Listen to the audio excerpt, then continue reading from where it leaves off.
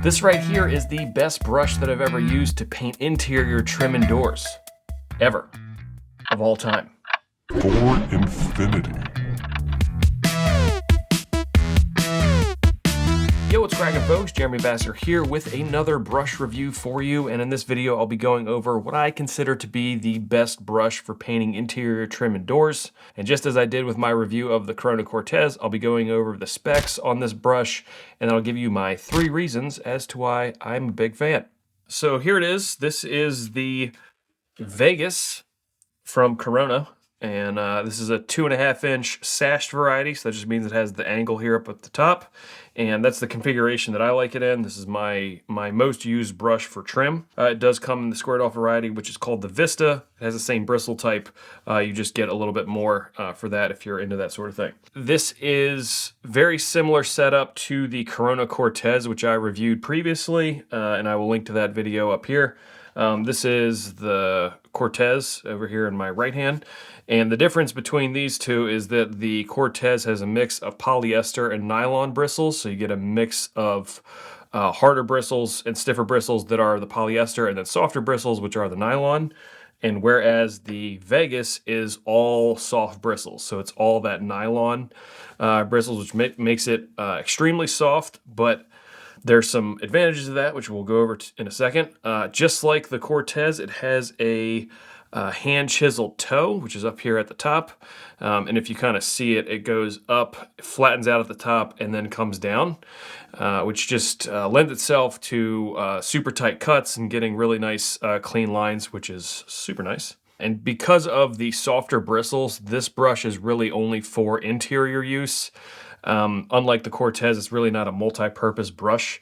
You can use it for a variety of interior paints, but it is not an exterior brush. It's not going to do well outside working some of those thicker exterior products. As far as pricing goes, this brush comes in right around 15 to 25 bucks, depending on where you're getting it from. I buy mine from a Benjamin Moore retailer, which tends to be the best place to get them from.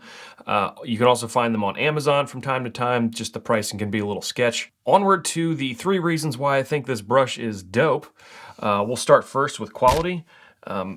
The Vegas is built with the same quality that I've seen from all the brushes I've gotten from Corona. With a lot of the softer bristled brushes, sometimes you can have, and just cheaper brushes in general, you can have a lack of bristle density, which I don't like. I want a lot of bristles like in that ferrule so that it just spreads the product a lot better. And with that bristle density, just the quality of the construction, I generally don't see a lot of bristle loss, which is when you're laying down the product and a bristle will kick out of the ferrule and then end up in your paint.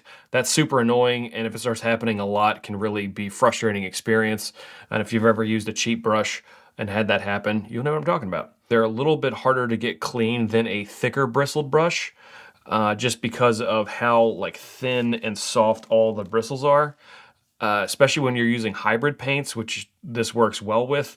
Sometimes you have to do a mineral spirit rinse afterwards just to keep them clean. So they can be a little trickier to keep clean than some other brushes, but as long as you're doing what you need to be doing, they will hold up well and maintain their shape and all that jazz. On to numero dos, which is handling, and I will admit I am a bit biased in this category because for over a decade, my main brush has been a 2.5-inch Corona Cortez, and the form factor of these brushes is the same. So the handle's the same, the ferrule's the same. It's just the bristles really that are the difference. So my hand is quite used to how this handle feels.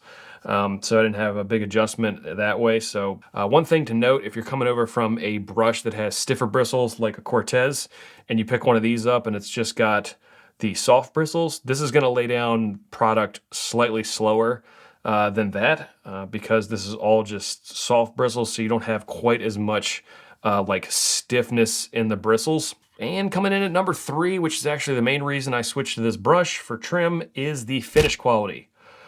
Oof, the level of finish that can be attained with this brush and the right product is pretty impressive. I get a lot of comments from folks at home about having a brushy looking finish, particularly on trim and doors and stuff like that. And part of that, you want to be realistic. If you're hand brushing anything, you're going to have brush strokes. That's just the nature of the beast.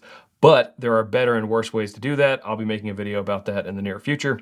The best combo that I have seen for kind of the least brush stroke looking finish with a brushed finish is with this brush and hybrid trim paints. About 2 years ago, we switched over to emerald urethane trim enamel from Sherwin-Williams.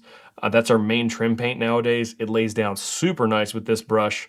All the trim and doors I did in this house, I did with my with this brush and emerald urethane. So all those funky colored doors that you might see in some other videos, I've used this brush and that paint. And then recently, last week, we did a handrail and newel posts with Advance from Benjamin Moore and this brush, and that turned out awesome. That's probably the combination of this brush and Advance is the least brushy looking finish I've ever seen with something that's been hand brushed. If you are in the market for a brush to do some trim indoors, particularly if you're using any of those hybrids, I'd highly recommend taking a looky-loo at the Corona Vegas. I don't think you will be disappointed. And until next time, y'all take it easy, work smart, and have a good one. Peace.